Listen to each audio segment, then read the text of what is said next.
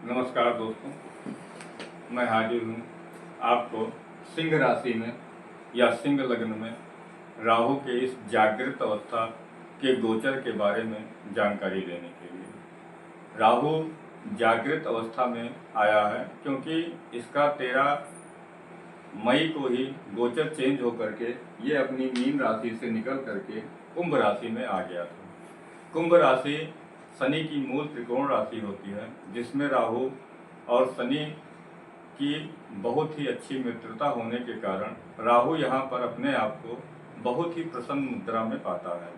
अब राहु के इस गोचर का प्रभाव इसके अंश बल से, क्योंकि राहु वक्री चलता है, उल्टा चलता है, सारे ग्रह सीधा चलते हैं लेकिन राहु उल्टा चलता है और ये अब 24 डिग्री से नीचे की स्थिति में आ गया है। उससे ऊपर की स्थिति में अभी तक था, जिसके कारण ये मृत अवस्था में था। अब ये जागृत अवस्था में आ गया है, जिससे राहु आपके जीवन काल में क्या लेकर के आया है, क्योंकि अब ये पूरी तरीके से एक्टिव हो गया है। राहु आपके इस समय सप्तम भाव में बैठा मतलब आकर के गोचर कर रहा है। तो ये आपके किन किन भावों को रूल करेगा, उसी के अकॉर्डिंग ये आपको रिजल्ट करेगा।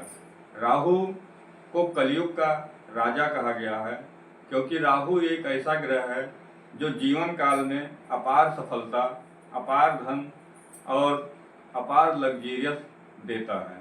राहु यदि आपकी जन्म पत्रिका में अच्छी पोजीशन में बैठा हुआ है तो आपको इस राहु के गोचर का रिजल्ट आपको बहुत ही अच्छा मिलने जा रहा है। यदि ये गोचर में आपकी जन्म पत्रिका में इसकी प्लेसमेंट किसी भी प्रकार से निगेटिव हुई तो फिर इसके गोचर का रिजल्ट आपको थोड़ा कम मिल पाएगा। राहु का ये गोचर आपके लिए बहुत लाभदायक है यदि आपकी जन्म पत्रिका में राहु की प्लेसमेंट अच्छी है। राहु का गोचर समझने के लिए आप इस तरीके से समझ सकते हैं कि राहु शनि के घर में बैठा हुआ है और राहु का कोई हाउस नहीं होता, इस 12 भाव में उसका कोई घर नहीं होता है। राहु जिसके घर में बैठता है उसके अकॉर्डिंग ही फल देता है। जैसे राहु इस समय शनि के हाउस में बैठा हुआ है तो शनि के अकॉर्डिंग फल देगा। अब आपकी जन्म पत्रिका में अगर शनि अच्छी पोजीशन में बैठा है तो भी राहु आपको बहुत ही अच्छा लाभ देगा। इस गोचर को समझने के लिए आप अपने लग्न से और अपनी जन्म राशि दोनों से समझिएगा। अगर मैं आपको इस गोचर का फल आपके लग्न से और आपकी जन्म राशि दोनों से अच्छा बताता हूं तो ये आपके लिए काफ़ी अच्छा होगा। अगर आपके लग्न से अच्छा बताता हूं और आपके राशि से थोड़ा सा बुरा बताता हूं तो ये आपके जीवन काल में थोड़ा अच्छा फल और थोड़ा परेशानी लाएगा। अगर लग्न से और राशि से दोनों से मैं गलत बताता हूँ या दिक्कत वाली बातें बताता हूँ तो ये आपके लिए दिक्कत प्रदान करेगा। फिर उसके लिए आपको चाहे राहु आपका पॉजिटिव रिजल्ट दे रहा हो या राहु आपका नेगेटिव रिजल्ट दे रहा हो, उन दोनों के लिए मैं उपाय बताऊंगा। एक ही उपाय होगा जिससे अगर राहु आपका अच्छा फल दे रहा है तो और अच्छा फल देने लगेगा, और अगर बुरा फल दे रहा है तो बुरे फल को छोड़ करके अच्छा रिजल्ट देने लगेगा। इसलिए आप वीडियो को अंतिम तक देखिएगा। आप लोगों ने अगर मेरे चैनल को सब्सक्राइब नहीं किया है तो आप सब्सक्राइब कर लीजिए, बेल आइकन दबाइए, अपने शुभ चिंतकों को, अपने दोस्तों को और अपने परिवार में इस वीडियो को शेयर करें, जिससे सभी को राहु के इस गोचर की जानकारी पूर्णतः प्राप्त हो। चलिए अब जानते हैं राहु का ये गोचर आपके लिए क्या रिजल्ट लेकर के आया है। आपका राहु आपके सप्तम भाव में बैठा हुआ है। सप्तम भाव जो होता है आपकी जन्म पत्रिका में आपके पत्नी का भाव है, आपके व्यापार का भाव है और आपके पार्टनरशिप का भाव है। पार्टनरशिप मतलब साझेदारी। अगर कोई बिजनेस व्यापार आप साझेदारी में कर रहे हैं तो भी बहुत ही अच्छा रिजल्ट करेगा। और ये दसम से दसम होने के कारण अगर आप नौकरी भी कर रहे हैं, क्योंकि दसम भाव नौकरी का होता है और यहाँ से दसम भाव ये पड़ता है, तो राहु यहाँ पर बैठ करके आप अगर जॉब भी करते हैं तो जॉब में भी आपके अच्छा रिजल्ट देगा। राहु यहाँ पर बैठ करके अगर आप साझेदारी में कोई बिजनेस कर रहे हैं और कोई डील आपको मिलने वाली थी और अभी तक नहीं मिल पाई है तो वो अब आपको मिलने जा रही है, आपके व्यापार में अप्रत्याशित वृद्धि होगी, जिससे आपका जीवन व्यापार के लिए बहुत ही अच्छा होगा।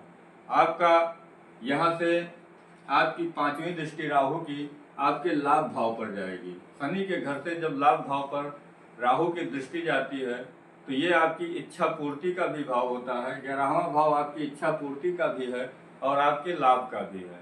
यहाँ से आपको अप्रत्याशित लाभ, जैसे आप अगर शेयर मार्केट से जुड़े हुए हैं, सट्टा, जुआ, लॉटरी, इन सारी चीज़ों से जुड़े हुए हैं, तो इसमें ये आकस्मिक धन प्राप्त होने की पूरी संभावना बन रही है।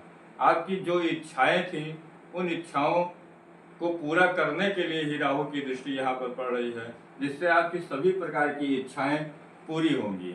आपके अगर बड़े भाई बहन हैं तो आपको उनसे सहयोग भी प्राप्त होगा, जिससे आपको धन लाभ में बहुत ही अच्छा रिजल्ट प्राप्त होने जा रहा है। 7वीं दृष्टि राहु की आपके लग्न पर पड़ रही है। राहु एक विशाल व्यक्तित्व देता है। राहु प्रभावशाली बनाता है व्यक्ति को। तो इस समय राहु के गोचर में आपका व्यक्तित्व काफी निखर के सामने आएगा। आप एक समाज में सामाजिक प्रतिष्ठा, अगर आप राजनीति करते हैं तो राजनीति के क्षेत्र में आपको सफलता आपको प्राप्त होगी। आप का व्यक्तित्व बहुत ही अच्छा निखर के सामने आएगा, जिससे आपको हर क्षेत्र में सफलता प्राप्त होगी। राहु की 9वीं दृष्टि आपके पराक्रम भाव, छोटे भाई बहन के भाव पर और छोटी मोटी यात्राओं के भाव पर पड़ रही है, जिससे आप अगर छोटी मोटी यात्रा कोई करते हैं तो वो भी आपके लिए लाभदायक होगी। आपके छोटे भाई बहन से आपको सहयोग प्राप्त होगा और आपका साहस और पराक्रम इस समय अतुलनीय होगा। बहुत ही पराक्रम बढ़ चढ़ के आप करेंगे, जिससे आपको हर क्षेत्र में काफी लाभ मिलेगा। राहु भ्रम का और डर का भी कारक ग्रह है, जिससे ये आपको भ्रम पैदा करेगा। उस भ्रम में आपको न पड़ करके आपको सही निर्णय सही समय पर लेना है, जिससे ये राहु आपको अच्छा लाभ दे सके। आपको मैं इसके लिए कुछ उपाय बताता हूँ, जिससे अगर आपका राहु पॉजिटिव है तो और अच्छा रिजल्ट करे, और कुछ निगेटिविटी अगर आ रही है तो उस निगेटिविटी को कम हो। आप प्रतिदिन शंकर जी को जल अर्पित करें और ध्यान करें, जिससे आपको किसी भी प्रकार से भ्रम की स्थिति न बनने पाए। आप अगर अपनी जन्म पत्रिका का व्यक्तिगत अध्ययन कराना चाहते हैं तो आप हमारे मोबाइल नंबर, व्हाट्सएप नंबर पर संपर्क कर सकते हैं, जिससे आपकी जन्म पत्रिका की संपूर्ण जानकारी आपको दे करके आपकी ज्योतिषीय समाधान, कोई भी अगर समस्या हो तो उसका किया जाए। जय सिया राम, हर हर महादेव।